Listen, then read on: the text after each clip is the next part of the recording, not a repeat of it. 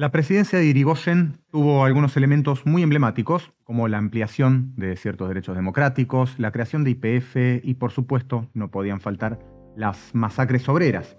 En la llamada Semana Trágica, por ejemplo, en un contexto de luchas obreras como las de los talleres Bacena y el auge del movimiento anarquista, el gobierno implementó una política de represión mediante la policía, el ejército, bandas parapoliciales, asesinando a cientos de obreros, aplicando también torturas y desapariciones forzadas. Esto ocurrió en Buenos Aires, pero en la Patagonia las luchas obreras y el movimiento anarquista también eran poderosos, y la respuesta fue una cruenta masacre con miles de víctimas. Los episodios de la llamada Patagonia Trágica fueron recabados por Borrero, por los periódicos anarquistas y socialistas de la época, y también en la importante obra de Osvaldo Bayer, Los Vengadores de la Patagonia Trágica, y fueron llevados al cine también por Bayer y Héctor Olivera en la película La Patagonia Rebelde, nombre que me gusta más porque, como dice mi abuela, incluso cuando cuenta con episodios terribles, la lucha de la clase obrera por mejorar sus condiciones de vida nunca es trágica. Una de las versiones oficiales para justificar estos episodios, también sostenida por algunos grupos fascistas, es que se trató de una respuesta a una conspiración chilena para invadir y apropiarse de territorio argentino, lo cual nos lleva, 100 años después, a otro episodio represivo en el cual la excusa, o la justificación, mejor dicho, era una invasión extranjera proveniente de Chile. Cuando en 2017 la Gendarmería, durante el gobierno de Macri, bajo el mando de Patricia Bullrich y de Pablo Nocetti, asesinó a Santiago Maldonado mientras participaba de un piquete junto a la comunidad Pull Off en Resistencia, el discurso oficial, personificado ahora en Bullrich y todo un aparato político y mediático afín, fue el mismo. Se trata de una invasión por parte de una fuerza terrorista extranjera, porque para esta manga de ignorantes, el pueblo mapuche no es originario del territorio que hoy es Argentina, pero también porque, y esto no sé si fue una argucia discursiva o si realmente esta gente cree en lo que dice, como Santiago era anarquista, algo evidentemente cerraba en la cabeza de estas personas cuyo pensamiento e inteligencia tuvo evidentemente un siglo entero para poder desarrollarse y no lo hizo de ninguna manera. El 25 de noviembre del 2017 se realizaba el sepelio de Santiago y ese mismo día la prefectura, durante el desalojo de otra comunidad mapuche, asesinó a Rafael Nahuel. Y lo hizo, por supuesto, a balazos por la espalda, como tanto le gusta a Patricia Bullrich. En esa represión se contabilizaron al menos 114 disparos. Y ya que hablamos de represión a pueblos originarios, no podemos dejar de nombrar una terrible represión que, al contrario de las que ya nombré, no es emblemática porque de hecho se suele nombrar muy poco y se la conoce muy poco, que es la masacre de Rincón Bomba. Este acto genocida perpetrado por el Estado Nacional a través de la Gendarmería, la Fuerza Aérea y la Policía en 1947 contra el pueblo Pilagá coloca al gobierno de Perón como el segundo gobierno con más víctimas de la represión del siglo XX, descontando por supuesto la dictadura del 76, que fue un gobierno dictatorial. Ya que en esta masacre fueron asesinadas entre 700 y 1000 personas de todas las edades, y a esto hay que sumarle también torturas, violaciones, desapariciones, etc. Claro que Perón ya había arrancado reprimiendo, por ejemplo, al comunismo cuando era vicepresidente, ministro de Guerra y secretario de Trabajo y Previsión, para luego ocuparse de reprimir al laborismo, que había impulsado su llegada al poder, esto de manera paraestatal a través de la Alianza Libertadora Nacionalista, porque si no quedaba medio feo, y también a las iniciativas sindicales que se colocaban por fuera de su estricta tutela, como es el caso, por ejemplo, de las trabajadoras telefonistas torturadas en 1949 por reclamar el cese de la intervención sobre su gremio, salarios y consideraciones por insalubridad. El episodio de Rincón Bomba, aunque por lo masivo que fue, queda en un lugar de desproporción total que, junto con las represiones de principios de siglo, las que nombré en el gobierno de Irigoyen, están más cerca de la masacre que fue la dictadura del 76 que del resto de los gobiernos democráticos. Pero no fue, como decía, el único episodio de represión a pueblos originarios por parte del peronismo.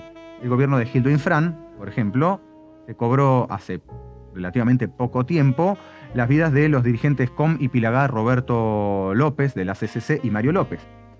Y hablando de asesinatos de obreros y luchadores rurales, no podemos dejar pasar el de Cristian Ferreira en el año 2011, un año después de los que acabo de nombrar, terrible no solo por el hecho en sí, sino por la sorprendente y tristemente sorprendente carta abierta que suscitó ese crimen por parte de aquel agrupamiento de cientos de intelectuales sumisos, diría el gran David Viñas, que cuando ya no estuvo Horacio González no atinaron ni siquiera a mojar la pluma en el tintero, pero que mientras se escribían copiosamente no se sabía si estaban tratando de adornar ideas pobrísimas con palabras poéticas o de legitimar su mala poesía con un trasfondo de ideas pobrísimas. En esta carta, contestada brillantemente por otro grande, Eduardo Gruner, se ve con claridad qué es lo que pasa cuando quienes se mienten a sí mismos creyendo que defienden gobiernos que no reprimen la protesta social, tienen que convivir con una realidad que contradice permanentemente sus fantasías de capitalismos serios y gobiernos benevolentes. Y hay otro Ferreira que fue asesinado también en un episodio de represión a la protesta poco tiempo antes que Cristian.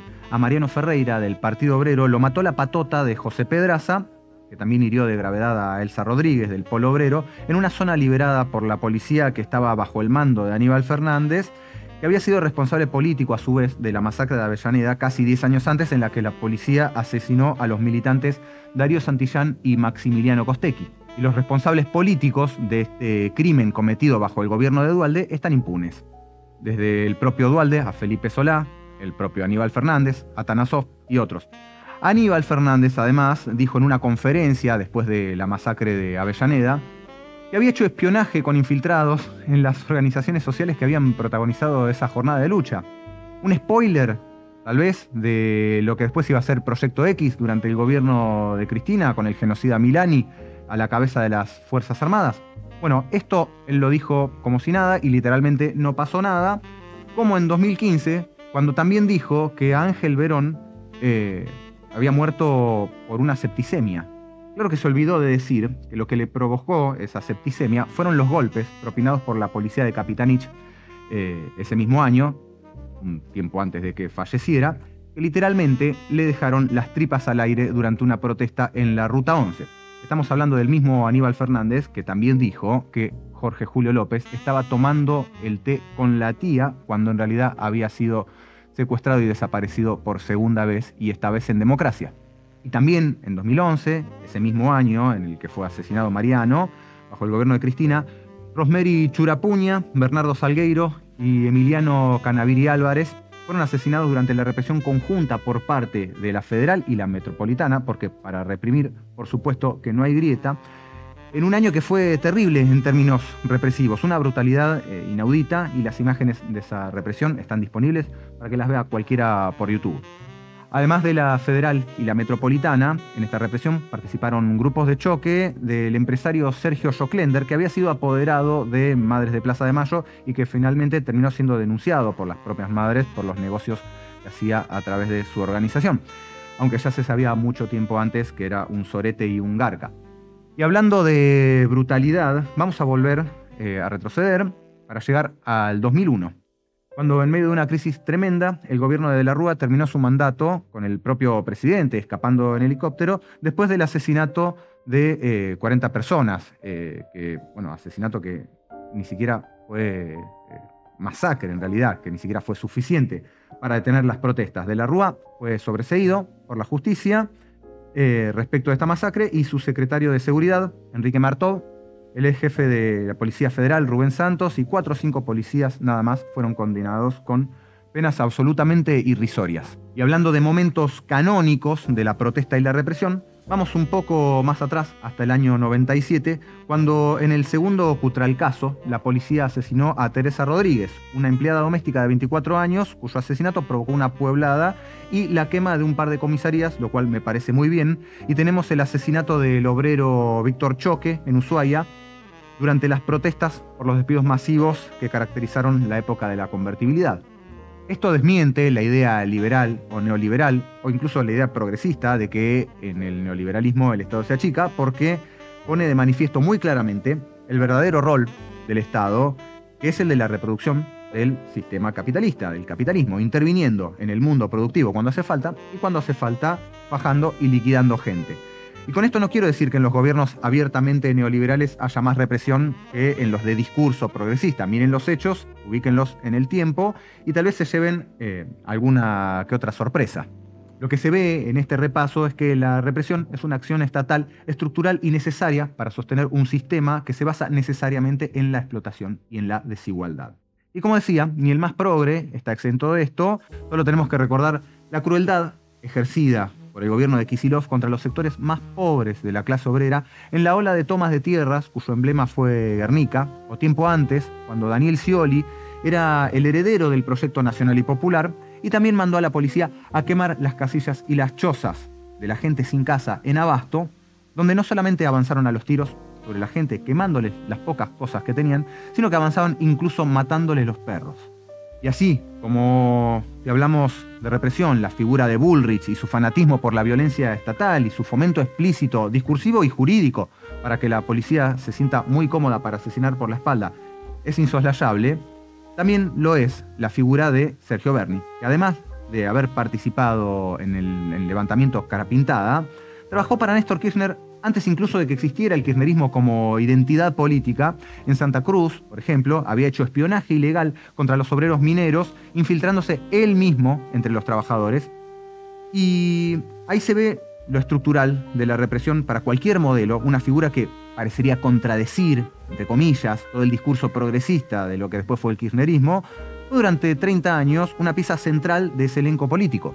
Vayamos ahora a los años 70, pero no al 76, que es lo que uno pensaría cuando habla de represión, porque acá no estamos hablando de dictaduras. Vayamos a la época previa a ese proceso, cuando la represión estatal y paraestatal era muy intensa, cuando el peronismo lanza el famoso decreto de aniquilamiento de la subversión, cuando inauguran las prácticas genocidas que luego va a profundizar Videla, además de con la acción de grupos de tareas paraestatales a través de las Fuerzas Armadas con el operativo Independencia.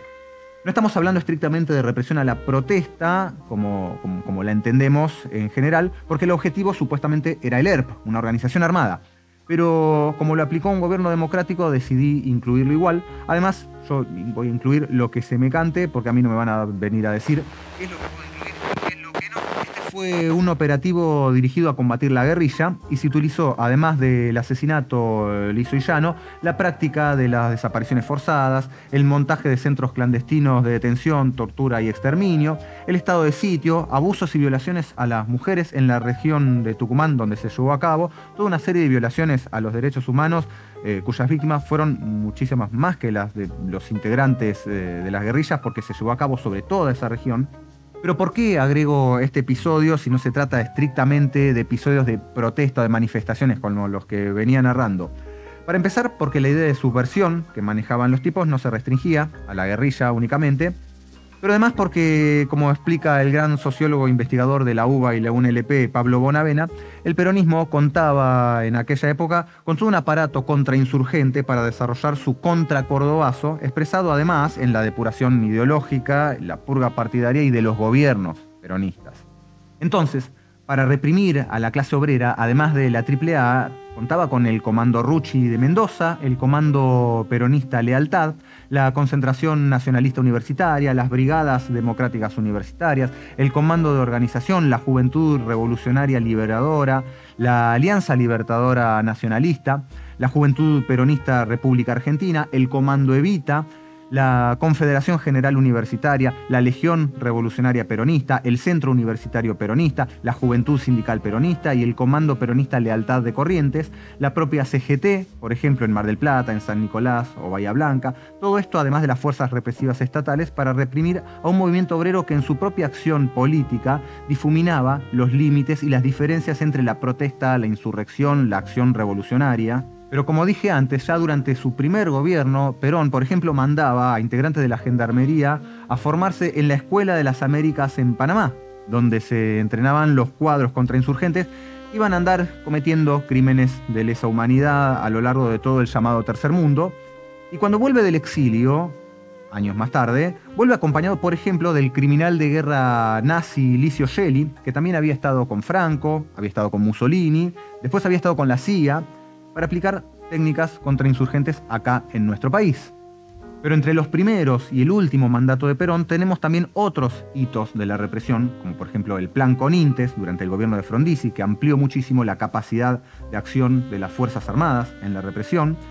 Y si hacemos un salto todavía hacia épocas más pretéritas, vamos a ver que la represión nace prácticamente, y esto es en realidad muy obvio si lo pensamos un poco, con la propia clase obrera. Para quienes creen que la huelga es un método anticuado pero festejan los modernísimos métodos de represión, tenemos la modernísima represión policial a la huelga de los carreteros, nada menos que en 1872, y en 1878 la represión a los tipógrafos. En 1902 tenemos la instrumentación de la ley de residencia y la represión a los tranviarios. En 1904, la masacre en Plaza Lorea durante la conmemoración del Día del Trabajador. O en 1907, la represión a mujeres y niños durante la huelga de inquilinos, porque esta gente no solo se preocupa por Dios y la propiedad, sino que también se preocupa por la familia y no deja a ningún integrante de la familia sin recibir palos. Y porque, claro, la huelga será un método muy anticuado, pero hay algo que nunca pasa de moda, que es cagar de hambre a la gente y darles más palos que salario. Pero volvamos por un momento al presente, porque el gobierno de Milei está poniendo enormes esfuerzos para lograr su primer muerto en represión. Y hace poco tiempo tuvimos un eco de lo que fue en el 2007 el asesinato de Carlos Fuentealba, el maestro militante del Nuevo MAS. Fue asesinado por la policía de Jorge Sovich en un piquete en el que estaba participando. A Fuentealba lo mataron disparándole un gas lacrimógeno en la cabeza. Así como a Pablo Grillo le dispararon también en la cabeza con un gas lacrimógeno que le provocó una herida gravísima y que casi lo mata. La agresión espantosa que sufrió Pablo Grillo fue muy impactante, pero también fue muy impactante, aunque no debería serlo porque ya la conocemos, el descaro con el que Bullrich defendió el hecho, así como ya había defendido que una nena fuera gaseada durante una represión, así como defendió a los asesinos de Santiago Maldonado y de Rafael Nahuel, así como promueve y comanda a las fuerzas represivas que se congregan todos los miércoles para pegarle a los jubilados, y uno los ve ahí a los tipos con unas caritas como si fueran nenes, esperando abajo de la piñata, sintiéndose Rambo, mientras le disparan balas de goma a una vieja de 90 años desde la moto. Y esto ocurre en un momento en el que una buena parte de la sociedad está más que dispuesta a dejar pasar o incluso a avalar y festejar esto. No voy a desarrollar mucho esta cuestión porque ya la discutimos en otros programas, pero es un elemento que hay que tener presente cuando discutimos sobre la represión. ¿Qué pasa? Que la represión parece estarse legitimando cada vez más en los sectores que, a su vez, son los que tarde o temprano van a encontrarse enfrentados a la necesidad de salir a la calle a protestar debido a la destrucción de sus propias condiciones de vida. ¿Qué pasa? Que la imagen de la policía golpeando jubiladas y jubilados no pareciera escandalizar como uno podría esperar. Y también, ¿qué pasa? Que hay mucha gente bien dispuesta a salir a la calle contra el fallo que condenó a Cristina, por ejemplo, pero no, por ejemplo, por los jubilados o por la salud pública o a defender a las personas que están siendo víctimas de la cruenta y malevolente represión que está llevando a cabo este gobierno en este momento. Y digo mucho lo de los jubilados porque no se me ocurre algo más impactante que ver a la policía pegándole a una vieja, pero hay muchísimas otras cosas. También es muy impactante además ver que estamos todos presenciando cómo la policía sale a pegar a las viejas y no pasa nada. ¿Qué pasa también con los sindicatos? Que supuestamente tienen un poder de movilización enorme en Argentina, pero que no toman medidas acordes a la situación que estamos viviendo, porque obviamente sus direcciones son absolutamente cómplices de todo esto, pero a la vez, porque, y a pesar de esta situación, no hay unas bases que estén buscando o pudiendo revertir en alguna medida eso. ¿Qué hacemos con las consecuencias de años y años de desmovilización activa por parte de muchos de los sectores que supuestamente hoy son opositores al gobierno de Milei, pero que no solo le allanaron el camino con sus políticas, sino que se dedicaron, además de a reprimir, a decir que la protesta social le hace el juego a la derecha, a poner todos sus recursos en evitar la movilización y la lucha desde sus lugares de poder, para que nos encontremos en una situación que ameritaría luchas muy intensas y muy masivas, y sin embargo la organización, la movilización, la lucha, están siendo actividades fragmentadas, minoritarias, y con un casi nulo poder de veto en la defensa de algunas cosas, ni hablar de obtener alguna conquista. Eso pareciera que está completamente fuera de nuestro horizonte de posibilidades. Y con la alegría y la tranquilidad que nos deja todo esto, vamos por un momento al corte comercial y nos vemos en un ratito.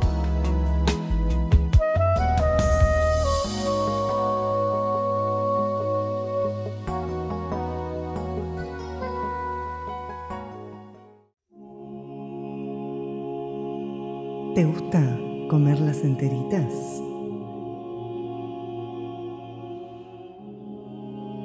¿Querés sentir todo el sabor? Uy, pero mirá los ojitos azules de este bebote, cómo me gusta que tengan bigote. Pero ¿qué te pasa, bebota? ¿Qué te hace la ruda con esa barbota? Esa barbota te gusta la riendo y chorreando. Mirá la plumita que tenés, ¿qué te gusta por la orejita también? ¿Te gusta que cómo te no?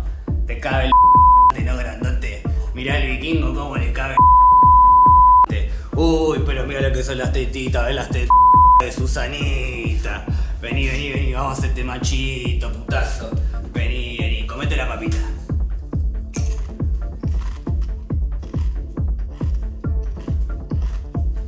¿Y qué te gusta ahora? El fútbol.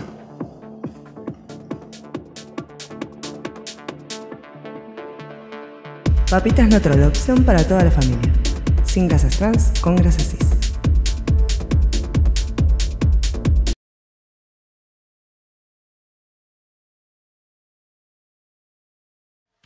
Bueno, continuamos en Tarde pero Dialéctico, esta vez con la participación de una importante persona de la producción, nuestro Federico Jope, no confundir con el ideólogo al que sigue Milei.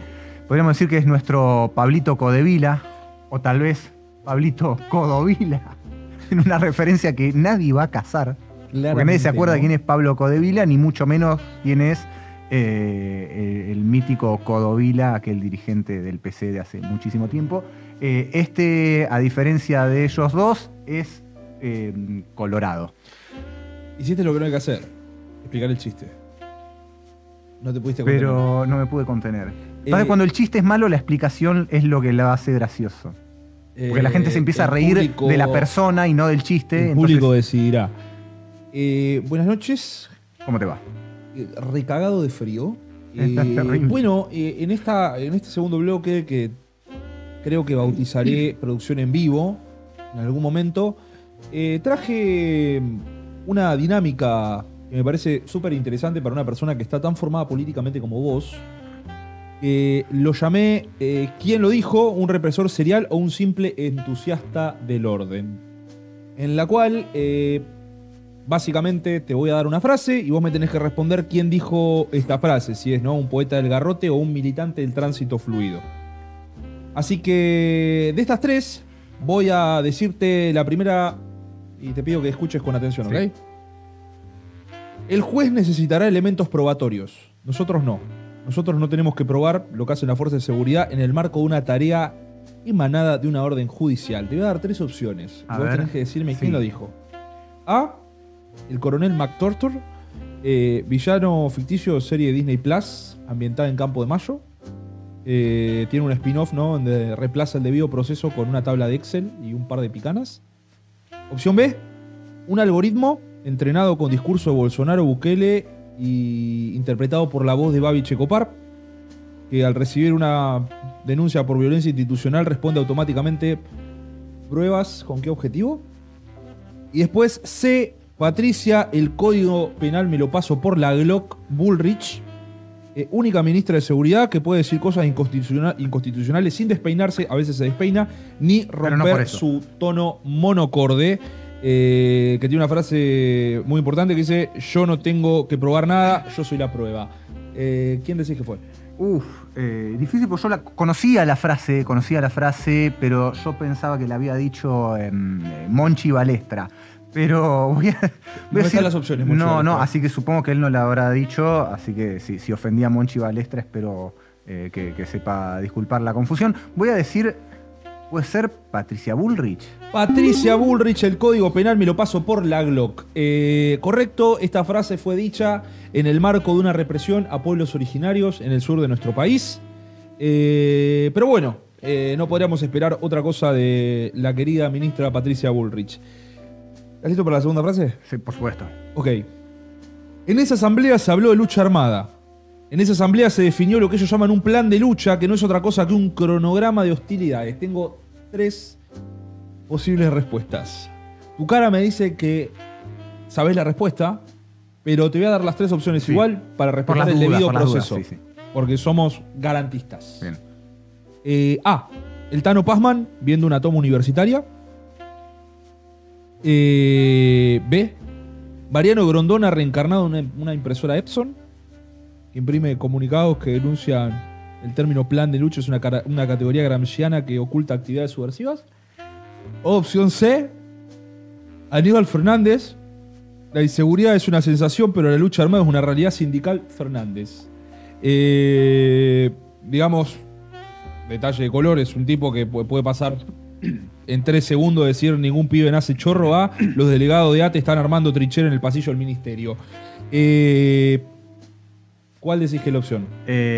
A. El Tano Pazman. B. Mariano Grondona reencarnado en una impresora Epson. O Aníbal Fernández. Bien, sí, es buena esta porque mucha gente cree que esta frase en realidad la dijo Jacobo Chisito Winograd, pero bueno, eso se debe a problemas de traducción, ediciones. Le mandamos sí, un gran saludo al camarada Jacobo, gran militante histórico del PC. Con esto vamos a limpiar el nombre del compañero que fue injustamente difamado, porque esta frase es nada más ni nada menos que de Aníbal Fernández, que no se sabe si produjo más muertos en represión que frases desafortunadas. Yo fui jefe de gabinete, papá, yo vi cosas, dice alguien que lo escuchó alguna vez tomándose un mate con él. Y nada, antes de pasar a la tercera, le decimos no a la proscripción por el camarada Jacobo Winograd, que fue proscripto del Casino Mar del Plata, así que esperemos que se haga justicia. Y por último, tengo la tercera. ¿Estás listo? Sí. Ok. Nunca tuve ningún reproche por parte de la presidenta. El otro día estuvimos haciendo la cuenta. Más de 2.500 piquetes he desalojado durante mi gestión durante 4 años. Tengo 3 opciones. Opción 1. Opción A. Ricardo Iorio. Porque no hay nada que un buen tacho de aceite hirviendo y un facón no puedan resolver en una ruta cortada. Yo creo en la patria y en los camiones. Dicen que pudo haber declarado Ricardo Iorio en ese momento. Opción B. Un algoritmo de inteligencia artificial diseñado por Patricia Bullrich para detectar cortes de calle y reprimir sin preguntar. Lo llaman el Ratibot. He desalojado 2.500 piquetes, actualizado el firmware y eliminado los derechos humanos innecesarios. Y opción 3. Sergio Berni, también conocido como el Rambo del conurbano, único tipo que puede desalojar una protesta y pedir más cámaras al mismo tiempo. El orden es amor, pero con balas de goma, dicen que declaró en uno de los piquetes. Opción A, Ricardo Iorio. B, Ratibot. C, Sergio Berni. Esta la sé, porque es efectivamente Sergio Berni, cuya historia está relatada de forma conmovedora en la famosa película de los años 80, Weekend at Bernie. Y yo soy muy fanático del cine de los 80 y veo ese tipo de cosas. Bien. Así que voy Pensé a que decir con hablabas- seguridad que con Ministerio de Seguridad, que es una frase hecha por Sergio Berni. Ya que sos gran fanático, yo pensé que puede ser que tenga algún cameo en Miami Vice o simplemente era un desalojo en el tercer cordón del No, conurbano. eso es una... No, yo conozco la historia porque yo veo muchos videos de cómo se hizo tal película, cómo se hizo ese tipo de cosas en mi tiempo libre, no sea cosa que... Se te agarre trabajando, el ¿no? ocio me agarre trabajando o estudiando. No, eso es algo que ocurrió durante el rodaje, como cuando llegan los pájaros al árbol al final de Forrest Gump. Sí. Que dicen que eso, bueno, Robert Zemeckis estaba filmando y eso pasó y quedó en el corte porque fue bendecido, digamos, por la casualidad. Eso no, es algo que simplemente estaba ocurriendo mientras se rodaba Miami Vice. Ok, o sea, digamos que fue simplemente una llegada casual de Sergio Berni al set. Claro, porque imagínate que para reprimir 2.500 piquetes en 4 años tenés que reprimir más de 6 o 7 piquetes por día. Por día. Entonces, bueno, la tarea de represión de piquetes a veces incluso excede el territorio nacional. Chupate esa pija semana trágica. Claro. Correcto, opción C, Sergio Berni. Ahora lo que te quiero preguntar es como bonus track, y para ir cerrando esta columna, ¿en qué contexto dijo esta frase? Tenemos opción 1, durante una charla TED titulada ¿Cómo desalojar piquetes y no perder la ternura? B, en una cena con Cecilia Pando y el Comando del Bien. Opción C, como respuesta automática al chatbot de la policía bonaerense cuando escribís derechos.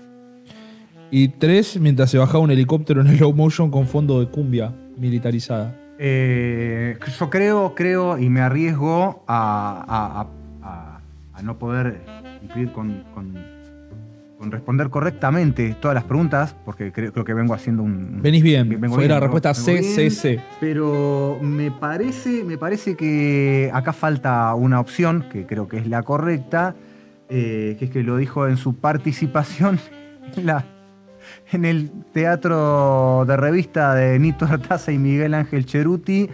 Los progres también reprimimos, o lo progre no te quita lo facho. Me voy a arriesgar por esa. La respuesta es, estás equivocado, en realidad es en Calle Corrientes, pero era la salida del estreno de Chocobar, el musical. Así que muchas gracias por el espacio, y nos estaremos viendo en otra oportunidad de Tarde Periodialéctico. Ahora vuelvo de nuevo detrás de las cámaras. Perfecto, sí, te puedes ir retirando, por gracias, favor. Gracias. Adiós.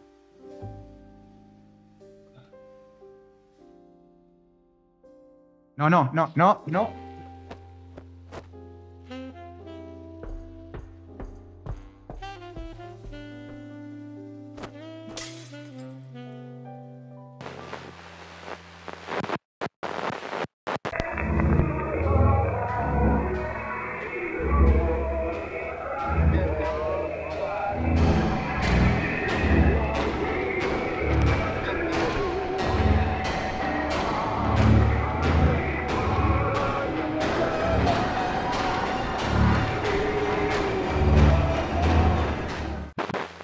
Esta represión ya no se aguanta. Tengo un nudo que me atraganta, me quema la garganta. La rabia del proletariado que no se levanta. El asalariado, el esclavizado.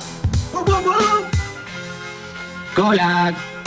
Te escupo en la cara, materialismo histórico, práctico, pragmático, análisis crítico. Al capitalismo, la lucha de clases es lo necesario. Esa es la salida de esta tiranía. Por la clase obrera, contra la burguesía. Por el futuro de tus hijos de la patria. Y la estrella socialista. Y no es un gobierno, es todo un sistema. El que nos condena, el que nos aliena. Es la Coca-Cola, la que te envenena. Nena. Come on. Hay que derrocarlos, quemarlos, tomar el poder y encarcelarlos. Llegará un futuro rojo, llegará. Llegará un futuro. Llegará un futuro rojo, llegará. La dictadura, llega la dictadura del proletariado.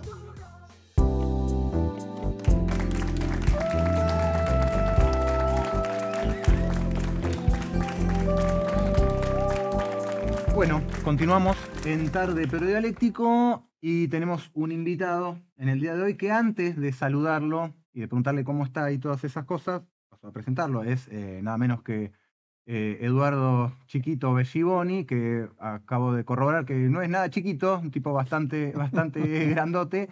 Pero yo quiero decir que yo soy una persona que en general no suele avalar las acciones individuales. Siempre soy una persona más de lo colectivo, pero hay veces que creo que algunos hechos merecen una mención especial, que fue el encuentro que tuvo Eduardo con Fran Fijap. Creo que es algo que todos hemos disfrutado muchísimo. Creo que se merece un gran aplauso. Nos ha dado uno de los grandes momentos en este último tiempo en términos políticos tan decadente. Nos dio uno de los grandes momentos que hemos disfrutado muchísimo, y bueno, creo que cuenta con el saludo y el abrazo y la admiración de todos nosotros Una vez por su labor. Hola, ¿qué tal? Primero, Sí, ¿cómo estás, ¿cómo Eduardo? están? Gracias por la invitación a todos. Y una vez me invitaron a un programa en el que estaba Cuneo, te estoy hablando, gobierno de Macri. Y estaba un tipo muy inteligente que lamentablemente falleció tempranamente, que era Jorge Dorio. Sí. un intelectual. Y él tenía como una especie de espacio en un living, en un silloncito así, y me invitaron al programa para que yo le explique cuándo iba a ser la pelea con Feynman. Porque, porque ocurrió lo siguiente, estábamos haciendo un piquete en la 9 de julio, como solíamos hacer, contra ese gobierno nefasto también, y me lo cruzan a Feynman, me ponen los auriculares, y yo estaba escuchando lo que Feynman decía, y se ve que él no sabía que yo lo estaba escuchando. Claro. Y el tipo decía que yo era un ladrón que robaba 300 millones de pesos por mes, una cantidad de barbaridades con un tipo que estaba ahí, que es doctor, pero que se ve que no se dedica a la medicina, un tal Sin, el doctor Sin, no sé si lo conocen, es un tipo que se hizo ser diputado en Italia, sí, y ahora cobra la jubilación. Mirá. Un delincuente. Bueno, y aquí vive acá. Claro. Se fue diputado un par de años y ahora está acá y cobra la jubilación de Italia. Un delincuente. Y entonces cuando el tipo me dice, Bellimoni, ¿cómo le va? Que está en el piquete. Mal, le digo, me va. Porque usted acá, bueno, me peleé con el tipo. Sí. Terminó porque él decía, usted está haciendo todo esto porque va a ser candidato. Y le digo, mira, acá el único candidato que hay sos vos al sopapo. Cuando te cruce, te la pongo. Entonces me invitaron a un programa y con Dorio sentado así me dice, bueno, acá ya tenemos todas las apuestas hechas para vos, ¿cuándo es la pelea? Ese tipo ya quería ponerla en práctica. Bueno, nunca tuvo la oportunidad de esa pelea. Una vez me lo crucé en los pasillos de América y el tipo me miró como diciendo, ¿viste? Claro. Y ya está, ya había pasado, era la bronca del momento. Bueno, la bronca fue de otro tipo porque él me insultó primero. Eso fue muy manipulado. Lo todos, sí. Porque él, igual manipulado y todo, se notaba que había una provocación. Pero, ¿sabes por qué lo manipularon? Porque la señora que, a la que conozco hace muchos años, porque es de la zona sur como yo, Oliván, le dio a Fran Fija, antes que a nadie, todo el crudo para que pudiera utilizarlo y yo no tenía acceso a eso. Claro.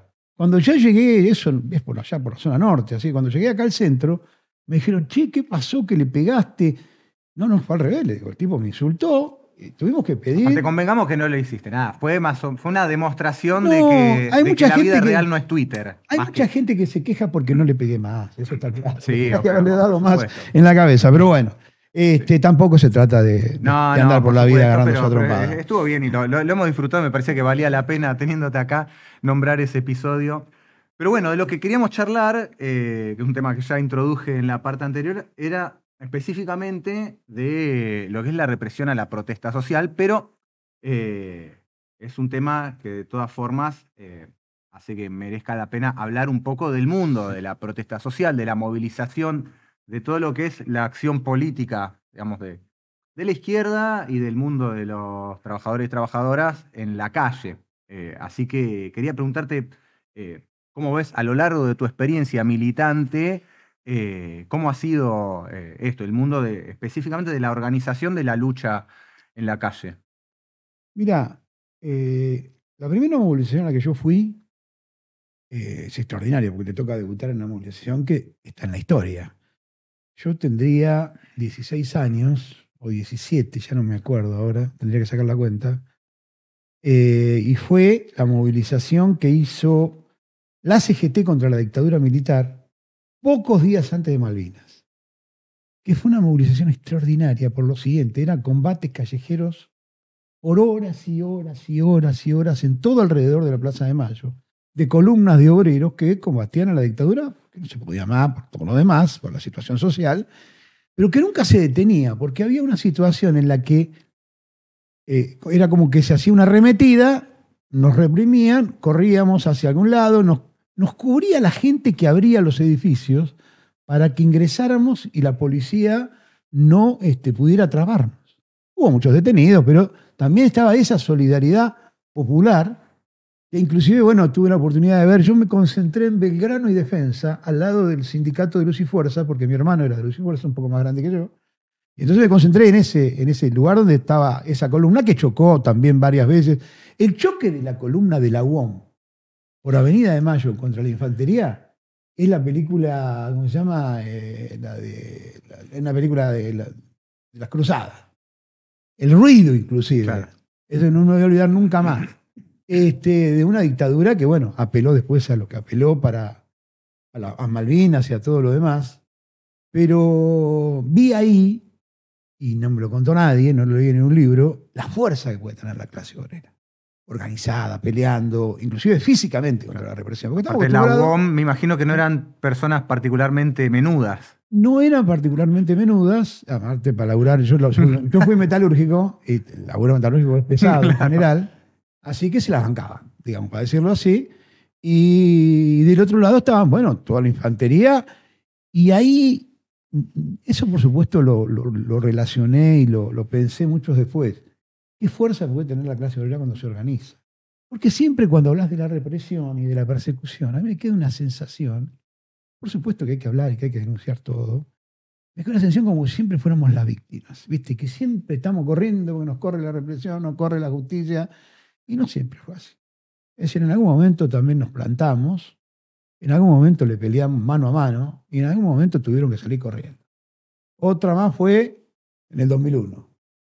Está filmada esa. Sí, sí. Ahora ya era otra época, entonces cuando en el 2001, en el 20 de diciembre, vienen los caballos corriendo y le empezamos a tirar con todo lo que hay y los caballos empiezan a retroceder, a caerse algunos y a salir para atrás, también muestra que la resistencia popular puede, la organización popular puede derrotar un gobierno, e inclusive derrotar una represión, e inclusive echar un gobierno, como ocurrió en el 2001.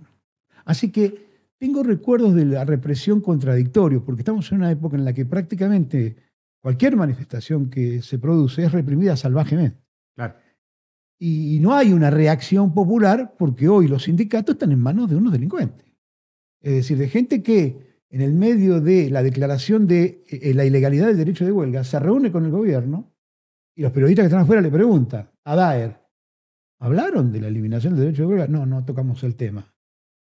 No, amerita fusilamiento. Yo creo que te diga, ¿qué fusilamiento? Porque dice eso. ¿Cómo que entraste a hablar con el gobierno? Y lo más importante en la vida, de la vida sindical, es el derecho de huelga. Claro. Sin el derecho Sí, de huelga la no existe. principal herramienta. Pero es el derecho de huelga, lo esencial, que además no es lo esencial porque yo soy trosco y tengo ganas de joder. Es lo que ha dicho la historia, cómo hemos ganado, cómo hemos conquistado los derechos en la Argentina y en el mundo. Sobre la base de la movilización, la organización, la huelga, los métodos de la acción directa. No lo inventé yo, no lo inventamos nosotros. ¿Cómo vas a decir, che, el gobierno acaba de decretar que no se va a hacer huelga? El que hace huelga va en cana, que todos los servicios son esenciales. Entonces, no se va a hacer huelga. Entras a hablar con el gobierno y no decís nada. No Sí, podés- lo que pasa es que direcciones sindicales que se dedican a desmovilizar, Está bien, evidentemente, está bien. que se lesione el derecho a la huelga no es algo que... no les importe mucho. Claro, no Pero les va. además creo que están de acuerdo. Sí, Creo que sí, fundamentalmente están de acuerdo porque es la mejor forma de evitar tener que ir a discutir con los trabajadores, organizarlos. La huelga no surge espontáneamente nunca.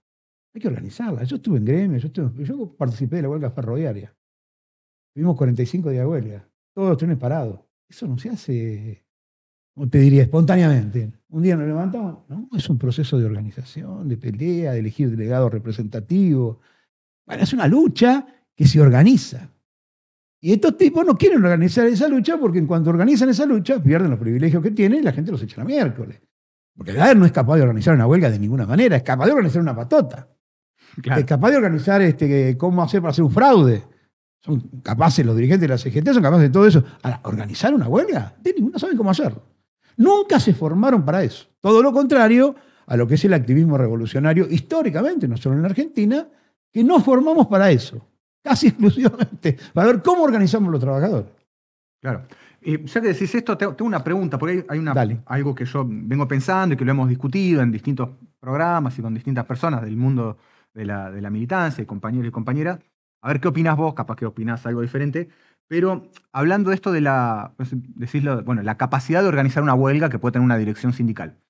Pero después de todo un proceso donde hubo fuerzas activas en términos de desmovilización, desde los gremios, desde los gobiernos supuestamente progresistas, que se han dedicado, como dije antes, ¿cómo se dice?, a promover esta idea de que, bueno, protestar, movilizarse, organizarse, le hace el juego a la derecha porque estás debilitando un gobierno popular y no sé qué, entonces si te quejas, bueno, todo eso.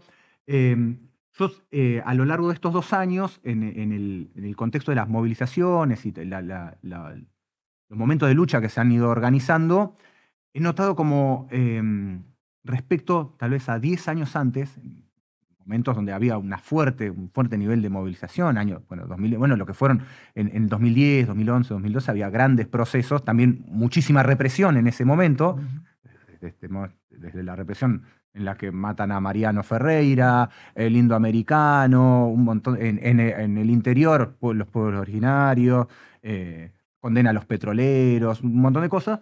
Pero sentí una gran diferencia en este último tiempo con respecto a aquella época en cuanto a, por ahí, las herramientas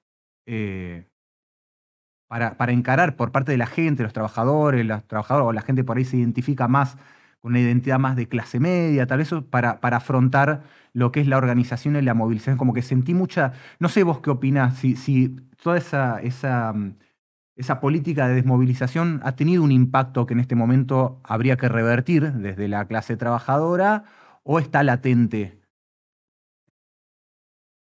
Mira, a ver por dónde agarramos este tema, es un tema muy interesante y no quiero... las traiciones a la clase obrera han sido enormes, han sido muchas. El rol que ha jugado el peronismo en esto ha sido tremenda, en la desmovilización. Y siempre corremos de atrás, aquellos que decimos, mira, el único camino, lo único esencial en esto es cómo movilizamos a los trabajadores. ¿No? Lo que decía Trotsky, acá está la máquina, acá está el pistón, pero sin el vapor esto no se mueve. El vapor son las masas. El rol que ha jugado el peronismo en esto ha sido terrible. Ha sido tremendamente desmovilizador. Dirige los sindicatos. En algún momento dirigió Centro de Estudiantes. Ahora dirige la fuga. ¿Vos ves que la fuga hace algo? No hace nada la fuga. Y ahora no tiene excusa porque no tiene que movilizarse contra un gobierno afín. Justamente tiene todo dado para poder hacerlo sin problema y no hace nada. Su dirección, la dirección del peronismo no quiere. Pero que hay que ver, ¿por qué no? ¿Son chicos tontos? No, ¿cómo no? Son pibes seguramente muy combativos. Sin embargo, no, mejor no. Inclusive hasta frente a la detención de Cristina tuvimos debate en algunos lugares sobre este problema. A mí me llamó la atención la reacción de la militancia peronista, camporista, digamos, por decirlo así, sobre la detención de Cristina. No se armó ningún quilombo. No pasa nada. ¿Dónde está el quilombo que se armó? Con el intento de asesinato tampoco. ¿Dónde está, muchachos? Pero déjense joder. Bueno, porque están también anestesiados. Están anestesiados. Mira, Cristina y el peronismo, pero Cristina especialmente, el kirchnerismo, porque hay sectores que no pueden controlar la ebullición popular que naturalmente crece en un país como este y en otros países donde la situación está mala y donde la reacción y la cuestión social está tan al borde, tan dolorosa, las condiciones de trabajo empeoran, cuando la vida termina siendo una mierda, hay siempre un caldo de cultivo para una reacción, que a veces no se produce, a veces se produce. Y acá está el rol de las direcciones. La dirección de la clase obrera, hace muchos años, está casi exclusivamente en manos del peronismo. Por distintos motivos. Está casi exclusivamente hoy, la CGT es el peronismo. La CTA es el peronismo. La FUBA es el peronismo. Es decir, los instrumentos de organización de la clase obrera están en manos del peronismo. Está destruyendo sus instrumentos porque ya la gente no cree más en la CGT, no cree más. Vos le preguntaba a cualquier trabajador que odia a Milei, que quiere hacer algo en contra de lo que está pasando, dice, che, la CGT, la CGT no sirve para nada. Y tiene razón. La que ha ido más a fondo en esto, inclusive con una agudeza en las formas y en la intencionalidad y en el mensaje, ha sido Cristina. Y especialmente el movimiento piquetero. A mí me tocó ver. El movimiento piquetero es un movimiento que surge de la miseria, de la desesperación, de la necesidad del trabajo, de la destrucción de lo que es la obra pública y los trabajos en la obra pública, YPF, bueno, Mosconi, claro. Cutralcó, acá en la provincia de Buenos Aires la falta de laburo, bla, bla, bla, bla. Es un movimiento muy de la clase obrera de defensa del derecho elemental a trabajar en principio y la pelea por la subsistencia y todo lo demás.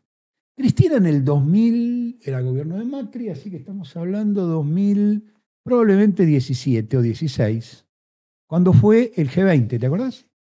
G20 que vino acá, sí. Cuando el gobierno de Macri. Cristina estaba media descolocada porque quería hacer la contracumbre, nadie le dio bola a la contracumbre, y ella dijo algunas cosas. Entre las cosas que dijo una cosa muy aguda, porque Cristina es muy inteligente. Dijo, a mí me tienen que agradecer, y no le hablaba a los integrantes de los movimientos sociales, sino a los que estaban ahí, a los dueños del mundo, que convertía el movimiento piquetero en organizaciones sociales. Es interesantísimo.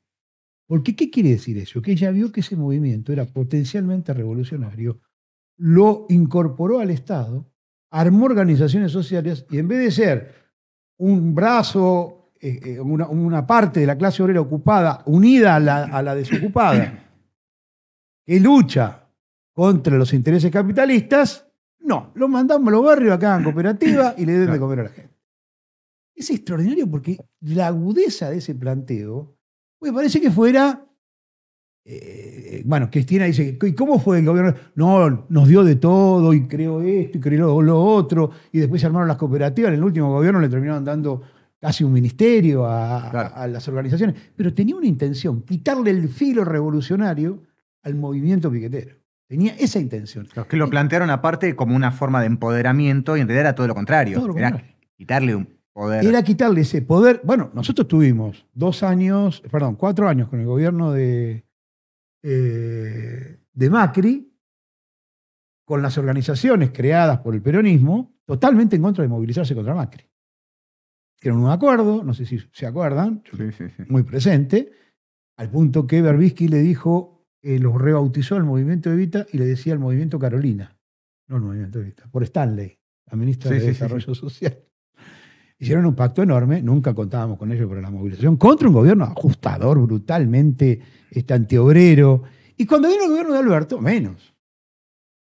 Eran los únicos que nos movilizamos cuando faltaba la comida, cuando no pasaba nada con las cosas más elementales. Éramos nosotros, que digo, el movimiento piquetero independiente. Sí. Que no quiso, que rechazó la cooptación.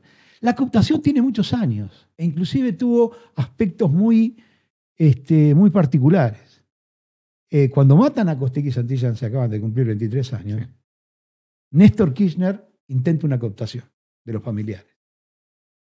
Que fracasó, pero intentó una cooptación. Quería negociar la entrega de los archivos de la CIDE para que no se cortara tanto la calle.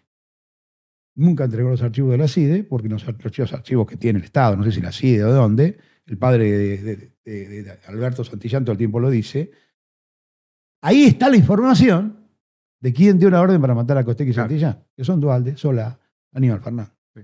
Nunca lo entregaron. Entonces todo eso va golpeando el movimiento popular. Vos tenés hoy, por ejemplo, el cuadro actual, donde, bueno, no hay tanta reacción popular como había en ese momento, como vos decís. Ha habido reacciones y todo lo demás. Sí. Y tenés un proceso de desmoralización también de mucha gente que dice esto. Y eso también se refleja, por ejemplo, en el proceso electoral. Me queda un montón de gente que dice, yo no voy a votar ni en pedo. Me tienen todos hartos. Y no va. Es una forma pasiva del que se vayan todos. No es un que se vayan todos. Que se vayan todos es salir y ir a la plaza y tenemos que hacerla todos. Sí. Es una forma pasiva de decir, estos son todos una porquería. Y por eso tampoco ves, y ahí se equivocaría la izquierda si cree que por ahí es el camino, que la izquierda tenga un proceso de crecimiento. No lo está teniendo en ninguna de las elecciones. En ninguna. Y para mí, no sé si lo vamos a tener. Porque no está por ahí canalizándose la bronca popular, que tampoco se canaliza por las luchas, porque bueno, luchamos y no pasa nada, y la burocracia te entrega. Nosotros estamos intentando iniciativa. Hicimos un frente con el Frente de Lucha Piquetero, con otras organizaciones, desde Levita hasta Libre del Sur, pasando por todas las organizaciones, y salimos a luchar. Ahora se cortó, creo que se van a meter en el proceso electoral, no van a dar más bola. Sí, claro. Y estamos impulsando desde la Coordinadora Sindical Clasista del Partido Obrero y del Pueblo Obrero un plenario obrero de ocupados y desocupados para agrupar y impulsar el apoyo a las luchas, impulsar un programa, impulsar acciones de lucha, para tratar de ver cómo hacemos para incidir en este proceso de demovilización generado desde las estructuras del propio movimiento obrero. Le preguntan a Daer, el día que salió el Garrahan, ¿cómo se llama? El CONICET, que estaba la marcha de los jubilados. ¿Cómo lo ve? Dice esto, está habiendo muchos paros. Dice, no hay clima de paro. Dice Nunca hay clima. No hay clima, se ve que le anda mal el aire acondicionado, porque hay un clima bárbaro, si hubiera alguien que lo organizara. Porque rápidamente hubo una reacción cuando hubo problemas y cuando la CGT convocó hubo miles de personas en la calle. Después no convocamos nada, dijo, no, esto no es. Y ahí vamos a otro problema, que es un problema de orden político. Más, digamos, no tiene tanto que ver, aunque sí con el problema de la desmovilización, que es el hecho de que el gobierno de Milei hay que caracterizarlo muy bien. Porque el gobierno, a mí hasta me resulta chocante cuando me hablan mucho de que Milei es un loco. Y es un loco, es un fascista, está claro, todo eso. Dice tanta delirante, que lo que te sale a decir rápidamente es: es un loco, un delirante que debería estar atendido. Sí. Que lo mediquen, que alguien lo medique. Pero ojo, porque Milei hoy representa los intereses de la burguesía. No importa si es loco, si es cuerdo. Claro, la pregunta es por qué una persona con esas características llega a donde está. Sí, porque los otros eran no un si desastre. está loco o no está loco, porque. Pero claro, no solo por qué llega, sino a qué intereses se está defendiendo y por qué no tiene una oposición más fuerte de otros sectores. Porque la burguesía dice, vamos con este. Por ahora, hoy es martes. Ayer, no nosotros, que somos conspiradores de toda la vida. El JP Morgan dijo, parece que hay que irse un poquito. Sí. Esto no está funcionando como creíamos. Dijo, parar de entrar y dar un paso atrás. A buen metedor, pocas palabras. Están diciendo, vos no estás cumpliendo con la meta del fondo, esto no tiene una estabilidad económica que nos permita. Es decir, y otra consultora que también se llama Morgan, aunque no tiene nada que ver, no lo sacó de los países en los que no se puede invertir o que no conviene invertir. Un grupo de países muy reducido en el que está Palestina, Ucrania, se me escapa el nombre del país africano, países que están en el desastre total. No la sacó de esa calificación. Todos esperaban, Milei esperaba, que lo sacaran de esa calificación. No lo sacaron de esa calificación. Y Milei no junta plata para el fondo, a pesar de todo. Y Milei tiene una caída del consumo, que en un momento se va a agotar la resistencia de la gente o la paciencia de la gente. Y tenés un problema económico más profundo, que es muy parecido al del 2000, antes del 2000, que es un incremento de las importaciones y un retroceso de las exportaciones.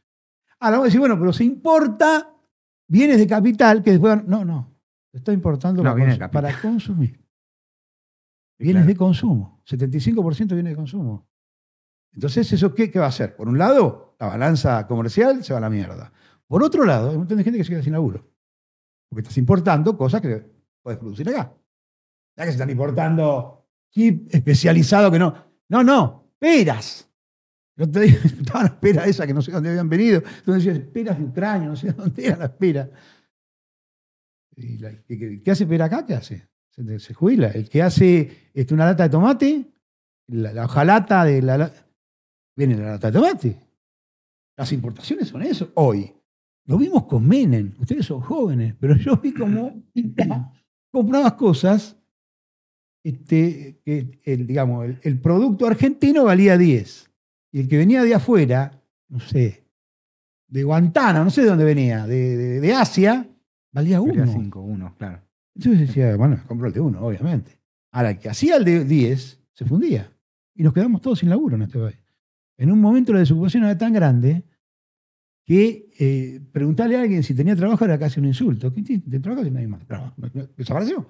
Cerraron la fábrica, echaron cualquier cantidad de gente del ferrocarril, de las empresas eléctricas, cualquier cantidad. En el lugar donde yo trabajaba, en el taller de escalada, éramos 2.000.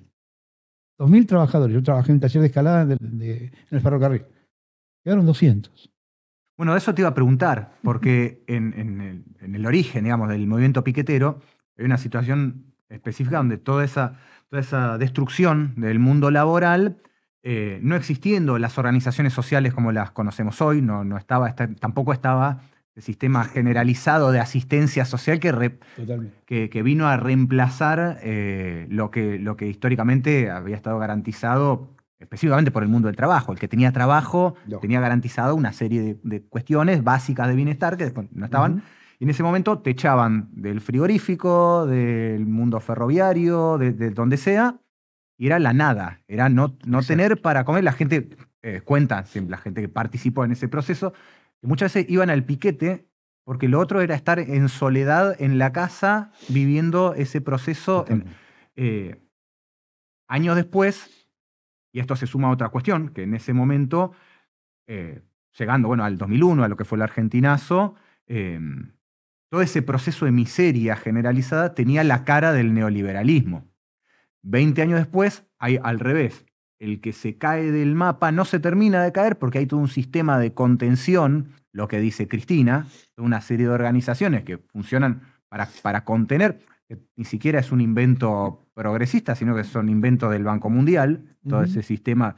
Te diría que había. Hoy ya casi no hay más. Bueno, nada. pero lo que caracterizó todo este periodo, Sí, estos sí, últimos sí. 20 años, fue Claro. ese entorno, digamos. Sí, sí. Pero hoy la miseria y la pobreza, la inflación, todos los malestares que vive la clase obrera, quedaron con la cara del progresismo, digamos, quedaron con la cara de los que tenían el discurso del bienestar, del Estado presente y Sí, todo sí, eso. Entonces la pregunta sería, ¿cómo se vive la militancia en esa parte del movimiento obrero, referenciada en el mundo de los desocupados, del mundo piquetero, eso, en estas condiciones que son distintas, que hay todo un aparato de contención, no solamente económico, qué sé yo, con cosas como se puede decir la asignación por hijos, cosas así, sino de contención política y social, y aparte un contexto donde la voluntad represiva, ya nadie disimula, ya no hay un gobierno que dice no reprimimos la protesta social y reprime igual o utiliza las patotas, sino un gobierno que hace campaña directamente y junta votos, digamos, sus propuestas son la represión a la protesta. ¿Qué es lo que cambia para la militancia en ese contexto? Mira, es un debate que se está desenvolviendo porque tampoco es que la ayuda social. Hay muchos mitos. Por ejemplo, la ayuda social no creció de ninguna manera. Cayó. Pero cayó brutalmente. No, si uno ve las mediciones de lo que es en términos de ingreso, es La ayuda social. es para Es decir, reírse aquel por no que llorar. está- Aquel que está en el fondo del mar, Sí. que no tiene nada, Está al borde tiene de la una ayuda social indigencia del o en la- Estado, sí. de la UH, que es una miseria. No te Sí. alcanza para absolutamente nada. También hay un efecto que se produjo que estamos revirtiendo, por suerte, que es el desprestigio y la descalificación sobre las organizaciones piqueteras. Ha sido una campaña Claro. que yo solo vi durante las privatizaciones ferroviarias. Las privatizaciones en general, a mí me tocaba ser ferroviario. Era una campaña todos los días. Todos los días Claro. era los ferroviarios son delincuentes. Había un tipo que se llamaba Neustar, Sí. un periodista. Está ahí, los videos están. Que el tipo se pasaba todo, era el programa más visto, era el único que había político, y todos los martes, creo que estaba los martes a las 10 de la noche. Sí, con la cortina de Piazzolla. Claro, era el único entiendo que tenía ese programa. Y el tipo todos los días decía, ferroviario, hay que echarlo, no sirve para nada.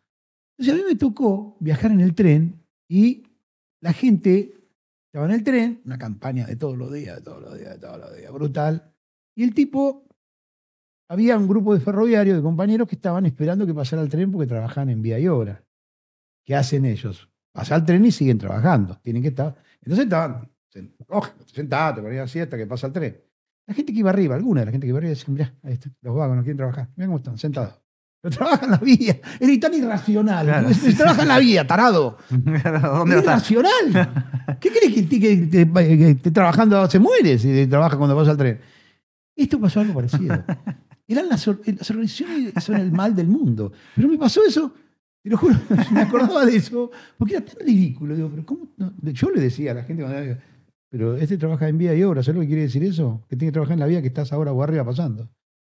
Son los que acomodan las piedras. Cuando pasa el tren se tiene que correr, básicamente. Tiene que correr y disculpar lo que se siente. No sé. Pero es cuando critican a los trabajadores del CONICET porque Sí. estudian cosas de literatura y Por no están buscando supuesto. la cura al cáncer. Pero si Por es profesor supuesto. de literatura, ¿qué va a buscar la...? Por supuesto. Contra nosotros, contra el movimiento piquetero, no empezó con el gobierno de Milei. La señora Tolosa Paz decía que éramos extorsionadores.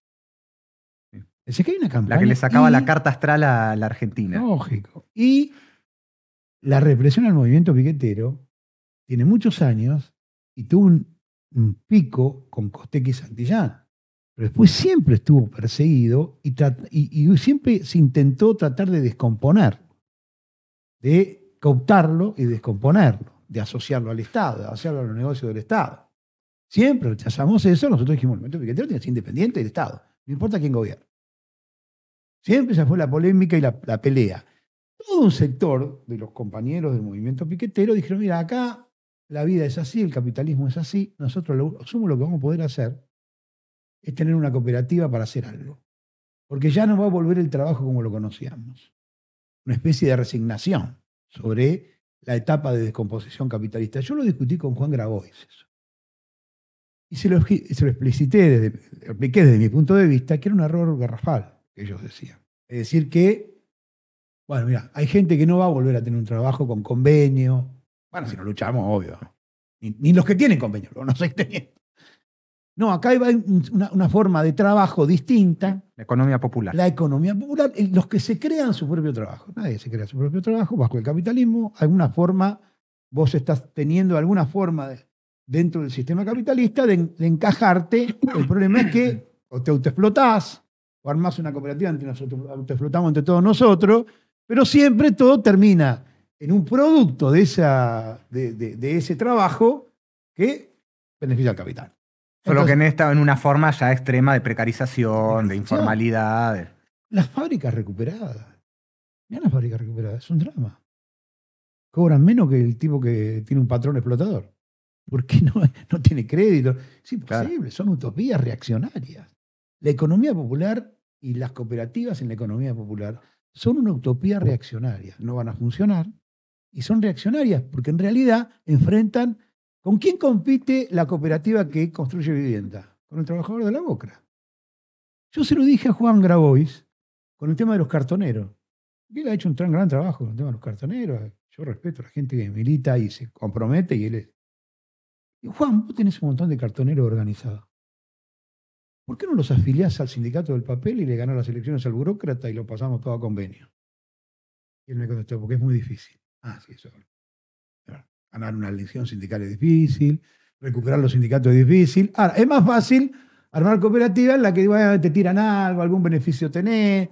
Bueno, pero ese no es el camino para recuperar a la clase obrera como tal y como instrumento de lucha contra el capital en función de desarrollar su propio poder. Es dividir a la clase.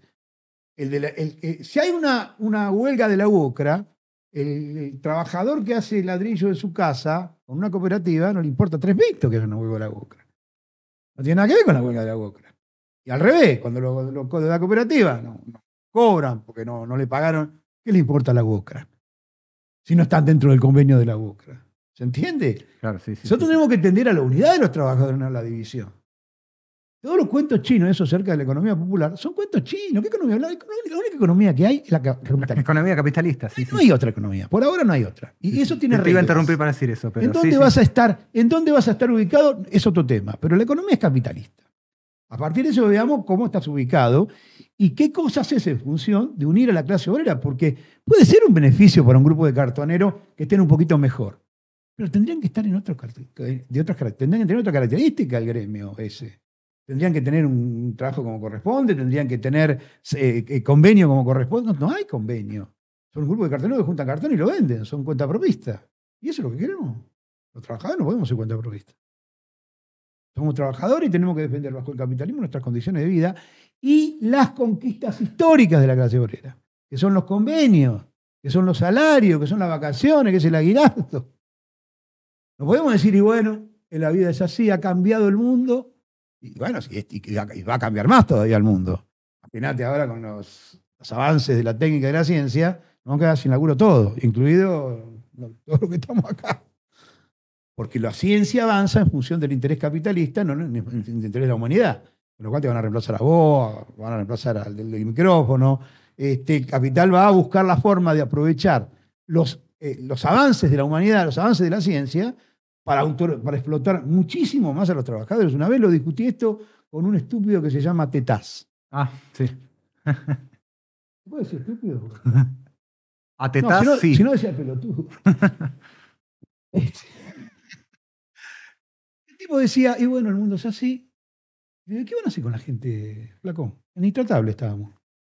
Porque en tu mundo sobra la gente. Viene la técnica, viene la ciencia, los autos lo hacen 3 maquinitas y los obreros afuera. Se va a pudrir todo, flaco. Los castillos que ustedes arman de cristal van a tener millones de gente abajo y los va a voltear los castillos. Claro, lo que pasa es que ellos no lo saben o no lo pueden saber porque están sumergidos, digamos, en su ideología burguesa. Pero hay otra cuestión, que una vez que la máquina reemplaza al trabajador, el trabajador termina viéndose obligado a ofrecerse también a competir con la máquina, a ser más barato que una máquina. Pero ahí eso no tiene arreglo, porque no va a poder ser más barato que una máquina. No, bueno, hay un punto obviamente en el que, y hay una no va a cuestión poder que ser. es la siguiente. Pero ahí están los límites del capitalismo. ¿Cómo vos sacás, cómo se obtiene la plusvalía? Acá tenemos, voy a mostrar acá, compañero. Este dijo algo sobre la plusvalía. Creo que sí. ¿Cómo se obtiene la plusvalía? ¿Se puede obtener la plusvalía de una máquina? No. Se puede tener de un hombre. En la medida en que avanza la cantidad de tecnificación y avances científicos sobre el trabajo, se va cayendo la tasa de ganancia a nivel mundial. Inevitablemente. Cae la tasa de ganancia. Porque son menos las posibilidades, cada vez más, de sacarle plusvalía a la máquina. Se produce un proceso que no tiene solución para el capital. Mientras tanto, el obrero está desesperado, Claro, ya le sí, agarra la es- loca y lo mata todo. Dice, flaco, todo bárbaro, pero basta, no voy a seguir comiendo todos los días este arroz, en el caso de que haya arroz. Entonces ahí hay una contradicción que no se puede superar, no la puede superar el capitalismo. Y no la puede superar por más que quiera. Porque, por ejemplo, mira, otra anécdota. Si la hacemos más fácil y no vamos tanto a la teoría, que alguien que nos escucha dice, esta gente de qué habla sobre la plusvalía. Una vez fui a un programa de tele y un tipo que es conocido, pero ahora no me acuerdo cómo se llama. Estaba en el pasillo, todavía no había entrado, y me dice, ¿qué haces? ¿Cómo te va? Bien, bien.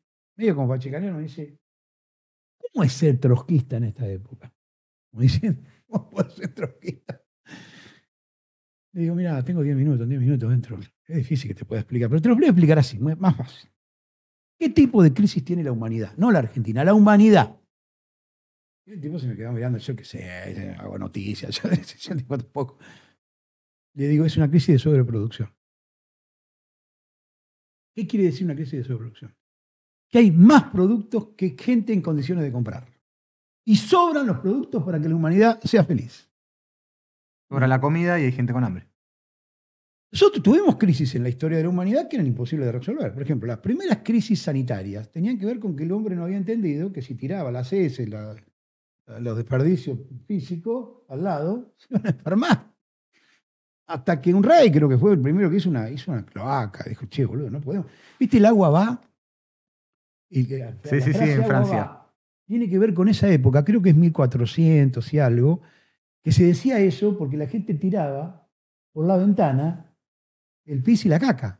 Entonces, para avisar, decía, agua va. Otro que agua. ¿Y dónde iba ahí? Entonces tenías las epidemias del cólera. No habíamos entendido como humanidad que eso nos mataba. Tenías el cólera, la enfermedad. Hombre, empezó a resolver ese problema. Dijo, che. No había que ser muy brillante igual para darse cuenta, Pero convengamos. pero en esa época sí, porque nadie se lo había puesto a pensar bien. Entonces, como los centros urbanos empezaron a poblar, cada vez había más gente. En una época la gente vivía más dispersa. Cuando se empiezan a poblar los centros urbanos, ¿no? Empieza a conformarse una burguesía, una pequeña burguesía, se empiezan a concentrar más en los burgos. Bueno, entonces ahí empezaron más las enfermedades, los contagios. Al hacer carreteras vos tenías más fácil el contagio. Antes, capaz que se murió un pueblo entero, pero no se contagiaba. La construcción de rutas y todo lo demás hizo que el contagio, uno viajaba, venía de un pueblo de acá, se iba para el otro, se llevaba el cólera, se morían todos los pueblos. Entonces tenés aquí española, 50 millones de muertos, qué sé yo, todo ese tipo de cosas. En un momento esas crisis se pararon, pudimos controlarla, la crisis sanitaria de la humanidad. La crisis del alimento. En un momento no había comida, no alcanzaba la comida para la gente que vivía. Entonces eran grandes hambrunas.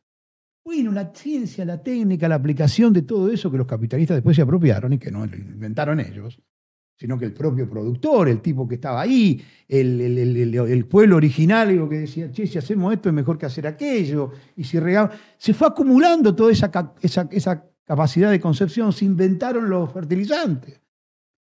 Che, si le ponemos esto va a crecer más rápido. Y bla, bla, y tuvimos la posibilidad de producir en la humanidad todos los alimentos necesarios para que todos podamos comer. ¿Y por qué la gente se caga? Porque tenemos una crisis de sobreproducción en el que el capital, que es quien maneja todo esto, dice, a mí no me conviene vendértelo a 3. Pero yo no tengo 3, tengo 1. Jodete, lo tiro. Pero a vos no te lo vendo a 3. Porque si yo te lo vendo a 1, que es lo que vos tenés, el capitalista rival me caga. Me va a cagar. Porque yo voy a ganar menos, él va a ganar más. Y en un momento se arma el monopolio y me saca del camino. ¿Qué es lo que ocurre todo el tiempo? Entonces no tiene arreglo. Los tipos no pueden. ¿Qué hace un directorio de una empresa? Dice, che, nos llamo boludos. ¿Sabes quién tenía reflexiones acerca de eso siempre? La Iglesia. La Iglesia es una especie de conciencia mundial de la humanidad. Que dice, ojo con esto, porque si ustedes siguen tirando de esta cuerda, los van a matar a todos. Es un rol parecido al del Estado, como claro. acomodando un poco para que más no filosófico. Sí. Che, ¿a dónde van con esto, muchachos? No sé, él era Juan Pablo II, eran todos. Entonces decían, guarda que en el comunismo. Claro. Guarda que estos se van a armar en serio, y va a venir el comunismo y van a parar todo. Hoy la humanidad entera podría vivir, comer, tener auto, trabajando 3 horas por día. Sin embargo, vos te dicen que para vivir y poder comer hoy necesitas laburar más. Si no, tienes que trabajar más, tienes que trabajar mejor, extender la jornada, que ya está extender la extendida de jornada hecho, laboral, además, más allá de la extender legislación. la vida, los años de jubilación. Sin embargo, no lo amerita o no corresponde al estadio del desarrollo de la producción en el mundo. No está bien. No corresponde a una situación inevitable. No, es el capitalismo que funciona así. Entonces el problema es el capitalismo. ¿Entendés? El problema es el sistema que dice, no, esto no quiero producir más vaca. Quiero producir un montón de celulares todos iguales porque a mí me van a dar más ganancia porque lo voy a vender a este mercado y no me importa y desplazo al otro. Pero necesitamos tantos celulares. Necesitamos uno cada uno y que tampoco tengan tanta historia. O sí, pero no importa. Quiero decir, el capital produce en función de la ganancia, no en función del beneficio de la humanidad. Nosotros tenemos que tener un sistema que nos beneficie a todos y que podamos discutir entre todos qué es lo que mejor queremos hacer con este mundo. Y eso incluye la naturaleza, incluye la ecología. Olvídate, la ecología está perdida en el mundo. El capitalismo hace cualquier cosa. ¿Qué hay que hacer para obtener una ganancia con esto? Bueno, hay que tener una bomba atómica y quedarnos con el petróleo de los árabes. Bueno, tienen una bomba atómica y nos quedamos con el petróleo de los árabes. Y se acabó esto. Es así, el capitalismo es así. Hay que buscarle respuestas por otro lado. Entonces, la clase obrera, que está pasando por una crisis de dirección histórica, nunca estuvo tan mal la clase obrera. Nunca estuvo tan mal en su dirección. Hay gente que dice que está bien que la OTAN haga la guerra en Europa y que Estados Unidos de la clase obrera y de partidos de la clase obrera. Ya no estamos hablando de un individuo. Hay gente que dice que está bien. Hay partidos de la izquierda que en el mundo dicen que, bueno, finalmente Israel es, como se dice, está muy mal la clase obrera. Los sindicatos no aparecen. Ahora los trabajadores tienen una bronca que crece cada vez más. Bueno, ese caldo de cultivo que hay ahí, tenemos que ver cómo ayudamos a que se desenvuelva una conciencia sobre este problema del capitalismo, sobre la necesidad de que la clase obrera tiene que luchar.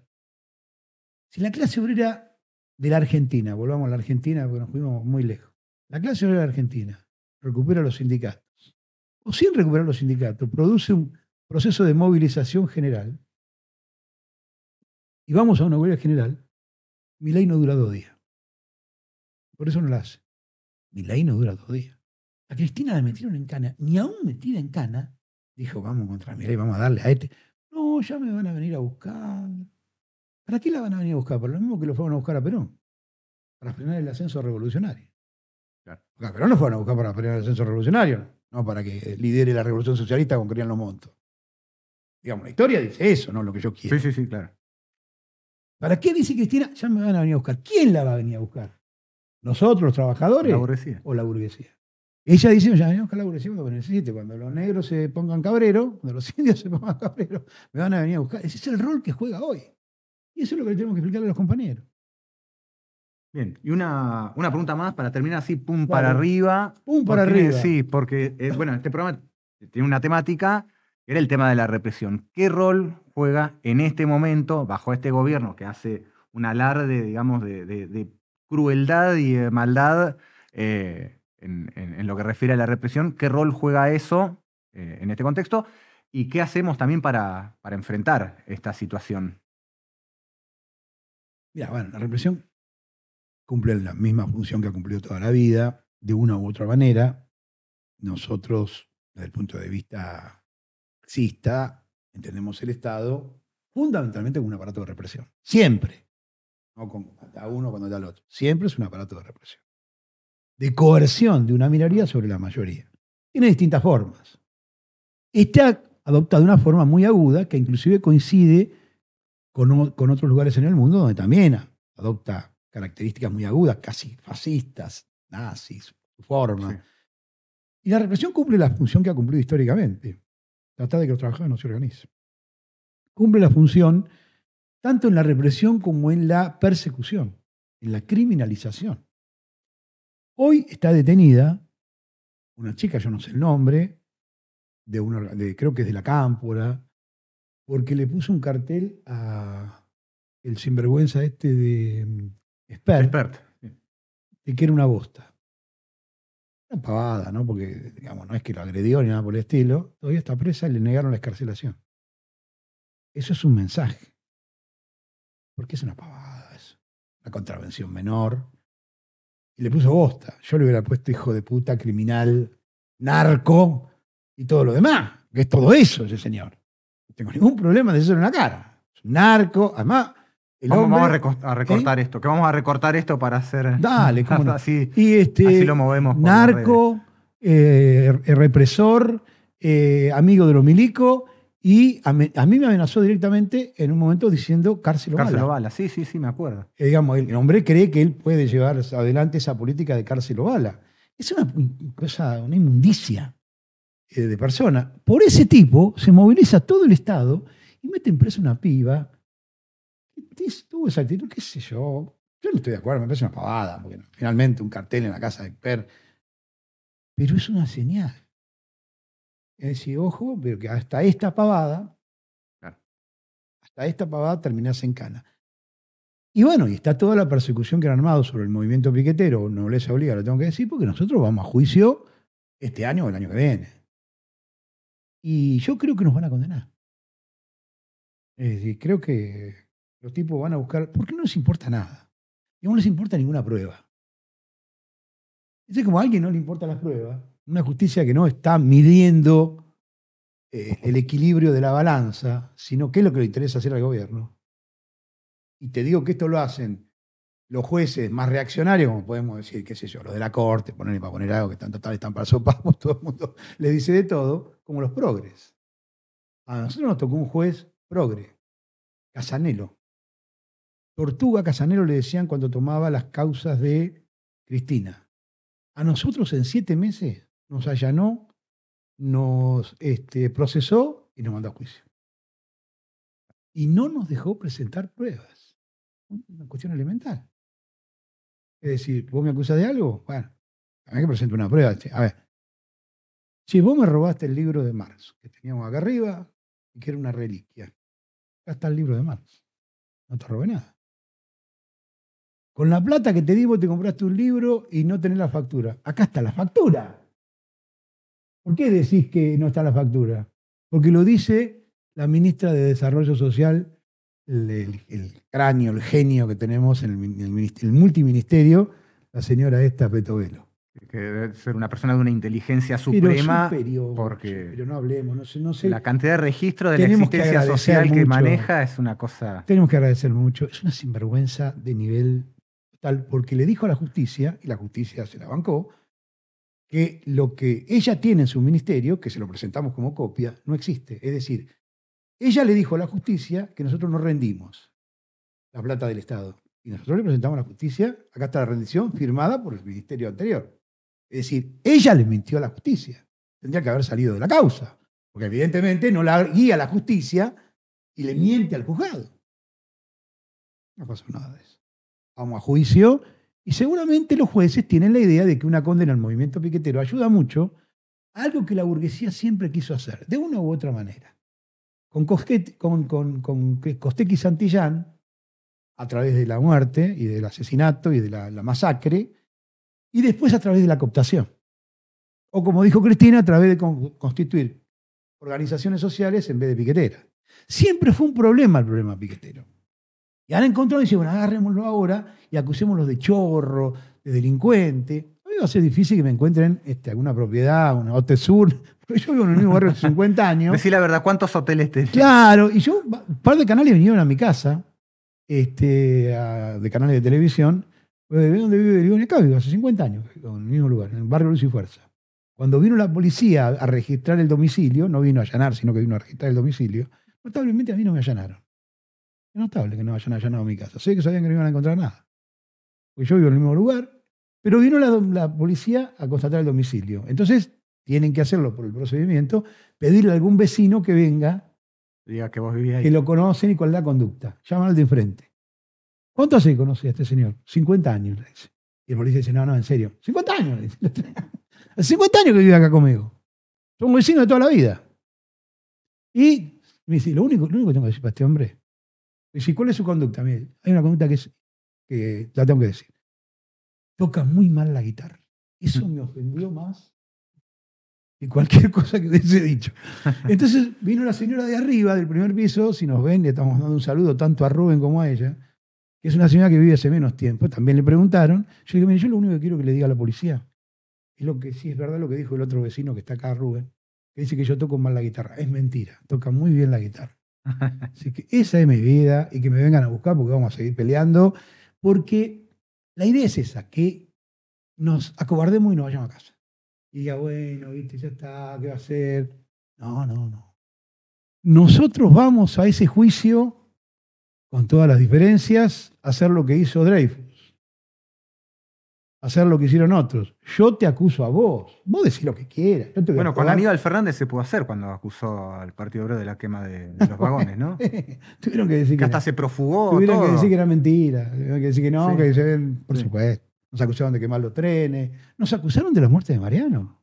Sí. Vos que mencionaste. Yo estaba al lado de Mariano. A mí me van a tener que atar en el juzgado cuando vaya ahora a hablar con los jueces. Los abogados me dicen, calmate. A mí hace 66 años que me defrauda el Estado y me acusan a mí de defraudar el Estado. Yo soy un defraudador del Estado. A mí me echaron y no cobré ni siquiera el sueldo en el ferrocarril. Ni el sueldo que tenía adentro. Como era un activista me echaron por hacer quilombo. Entonces no me pagaron ni el sueldo. Y nunca le hice juicio porque para mí el ferrocarril es del Estado, es nuestro. Del Estado en el sentido de que tiene que ser del pueblo, no el Estado este. Sí. Eso me enseñaron los primeros ferroviarios que conocí. El ferrocarril es nuestro, decían los ferroviarios. Y defendemos que vaya a los pueblos y que dé agua. Entonces yo soy de esa idea, por eso nunca le hice juicio. Metete la plata donde quieras. Un día, ya creo que no, tenía esa idea hace 30 años, iba a volver al ferrocarril, por eso no le hice juicio, para volver al ferrocarril. Así que hay una idea de que la represión cumpla la función que no va a poder cumplir. Porque más tarde o más temprano la gente dice, va. Es como el 2001, la gente aguantó, el Cordobazo. Antes del Cordobazo no pasaba nada. Vos leí la historia del movimiento obrero antes del Cordobazo. Es el periodo de menor huelga que hubo, la historia. No pasaba nada. Había algunas cosas, pero no pasaba. De momento revienta, por algún lado revienta. Hay una acumulación de la conciencia y hay una acumulación de la comprensión que en un momento estalla. Hoy mucha gente, si le decís, vamos a una movilización al centro, te dice, mira, no, porque no solo no vamos a conseguir los que nos proponemos, sino que nos van a cagar a palo. Ese proceso vamos a tener que ir llevándolo y discutiendo con los compañeros que dicen que no hay que hacer nada, que hay que esperar a las elecciones. Las elecciones no van a resolver el problema. No lo van a resolver. Al revés, capaz que lo agrava. No, de hecho, uno de los hitos para mí de esto que decíamos, periodo de desmovilización, fue el 2019, que ocurre cuando la dirección política de los sindicatos, el kirchnerismo, el peronismo, interpreta que era un peligro lo que pasó en diciembre del 2017. 14 y 18 de diciembre. Exactamente. Esos 2 días. Sí, que fue. Bueno, ahí fue uno de los casos donde se vio a la gente corriendo a la policía. Bueno, fue lo de Dimas Ponce y César Aracaki. No me quiero autoincriminar, pero qué linda día. Ah, yo la pasé bomba. Está bien, hay gente que salió no se lastimada. sabe, tampoco pero me quiero. Yo lo miré por televisión, viste, no estaba ahí, pero qué lindo día. Sí.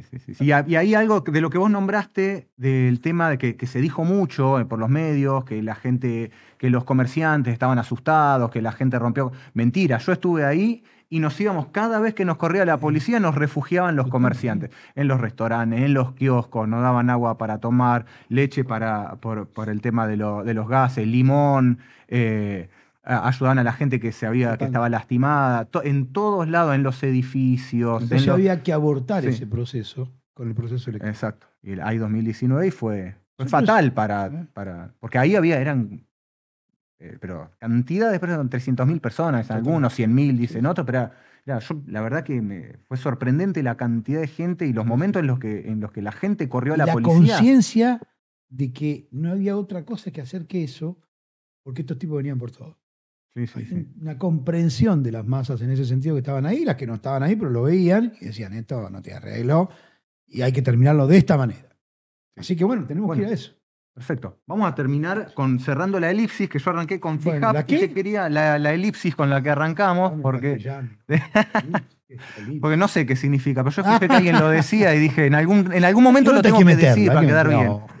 Porque yo cuando fue eso, hice un dibujo ese mismo día, que lo subía, lo de FIJAP, que lo subí a Twitter y lo tomó, no sé si se ve ahí, lo muestro ahí, que lo tomó, lo levantó TN y quería que lo tengas para ¿me lo recordar regalás? ese momento, te lo regalo. Esto lo voy a enmarcar. Así que sí. No, pero tenés que firmarlo, tenés que poner dale. así Pero viste, uno no. Tenés que poner ahí. Dale, lo voy a firmar. Jamás firmo un dibujo. Además, porque si me llevan a la justicia por eso, te pongo a vos ahí. Dale, caigo yo por vos. Gracias. Así que te agradezco, te agradecemos acá la participación, Gracias la conversación a esa cámara, ¿no?